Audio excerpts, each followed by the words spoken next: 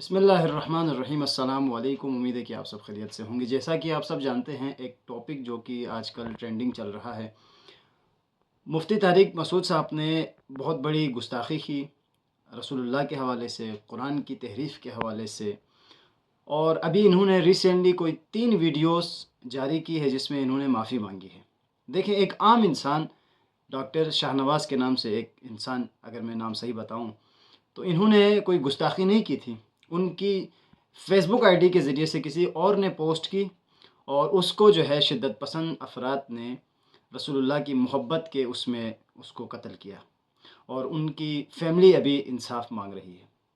एक आम आदमी अगर उससे कोई गलती हो जाती है तो बाइद नहीं है कि वो माफ़ी मांगे, मसलन उसको माफ़ किया जाए, लेकिन एक आम आदमी की कोई नहीं सुनता। मुफ्ती तारिक मसूद साहब ने अपनी लाइल्मी का इजहार करते हुए, अपनी जहालत का इजहार करते हुए बहुत बड़ी गुस्ताखी की और उसके फ़ौरन बाद इन्होंने माफ़ी भी मांगी।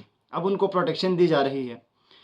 अगर यही बात कोई शिया मौलाना करता या कोई शिया आम आदमी अगर ये गुस्ताखी करता, वो गलती जो है कोई शिया करता, तो अब कितने कत्ल के फ़तवे लग जाते, कितने कुफ्र के फ़तवे लग जाते। लेकिन आप देखें, मुफ्ती तारिक मसूद साहब, इसको प्रोटेक्शन दी जा रही है, इसको बहुत सारी चीज़ें। अभी इन्होंने माफ़ी मांगी है, अपनी गलती, अपनी लाइल्मी का एतराफ़ किया है, वो एक अपनी जगह, हमें इस चीज़ को एक्सेप्ट करना चाहिए। इन्होंने कहा कि ये नबी अनपढ़ थे, जाहिल थे, नऊज़ बिल्लाह, इसलिए कुरान की जो ग्रामर की जो गलतियां हैं वो जो है ना नबी पहचान नहीं सके।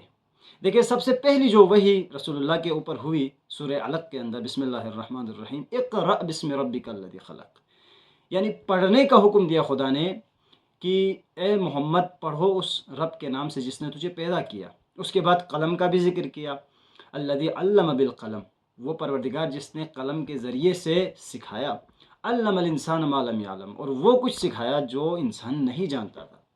पहली वही है जिसमें तज़किरा है पढ़ने का भी और कलम का भी तज़किरा है।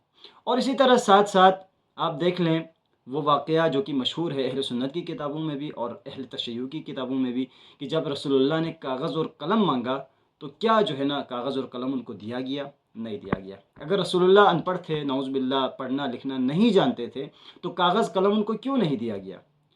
उसके बाद तीसरी जो वजाहत है वो ये है कि रसूल खुदा को भेजा गया इसलिए कुरान की आयत है ताकि जो हलाल चीज़ें हैं उसके बारे में बताएं और जो हराम चीज़ें हैं वो ता क़यामत तक के लिए हराम करार दे।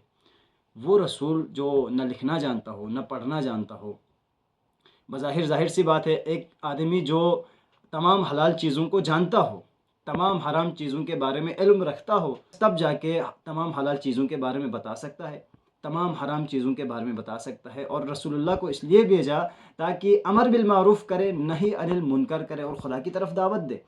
तमाम मारूफ़ को जानता था, तमाम नेकियों को, अच्छाइयों को जानता था रसूल खुदा, फिर जाके ही दावत दे सकता है। और तमाम मुनकरात को भी जानता था, इल्म रखता था, इसलिए रसूल